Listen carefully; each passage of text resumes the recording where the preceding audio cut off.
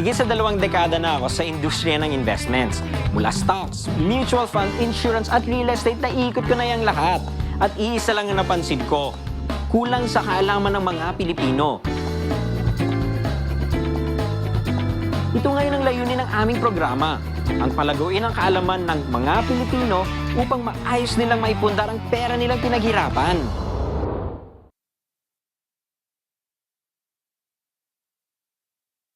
Good morning mga kapuso! Welcome na naman sa isang umagang puno ng impormasyong makakatulong sa ating buhay pinansyal. Kung maalala nyo, noong episode 3 nag-usap tayo tungkol sa insurance. Bilang pagbabalik sa topic na ito, panoorin nyo susunod.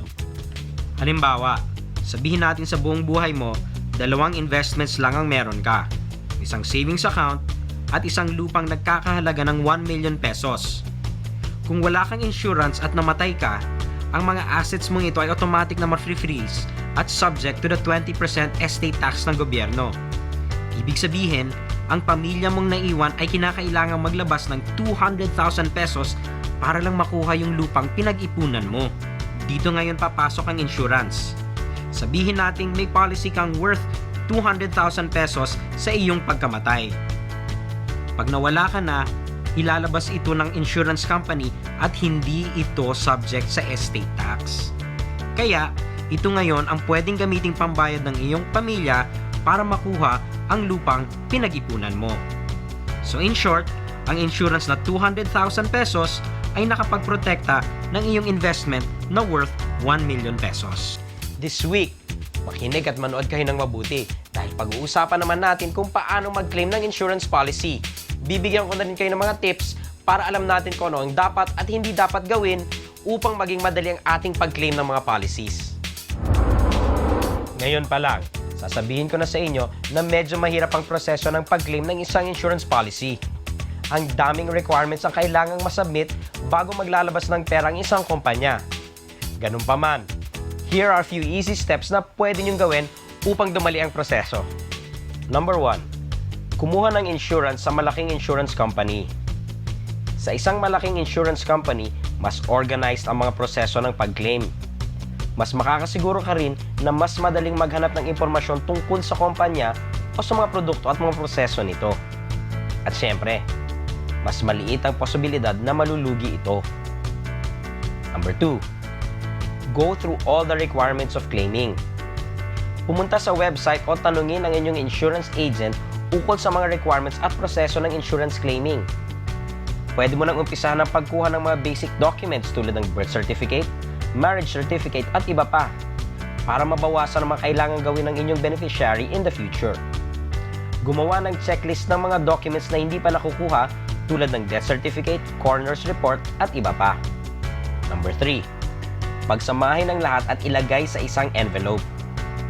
Collect everything in one envelope at ilagay na rin ang website ng insurance company, insured amount at contact number ng taong nagbenta sa iyo ng policy. Malaki ang matitulong nito sa beneficiaries mo dahil mababawasan ang trabahong gagawin nila. Number 4. Ipaalam sa mga beneficiaries na may existing policy.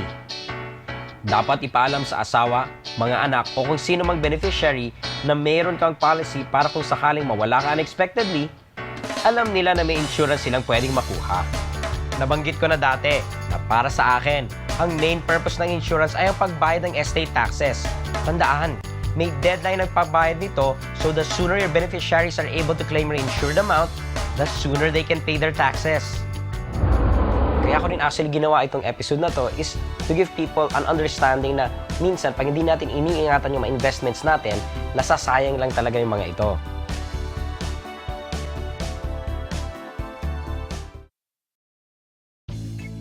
Kung gusto nyong mag-invest sa stock market, kakailanganin nyo ng tulong ng isang stock brokerage company para bumili at magbenta ng shares on your behalf. Ang citiseconline.com ang pinakamalaki at pinakatanyag na online stock brokerage company sa Pilipinas ngayon. Layunin ng citiseconline.com na maging gabay sa maingat na pag-i-invest sa stock market. Pero higit pa dito, ang citiseconline.com ay internet-based.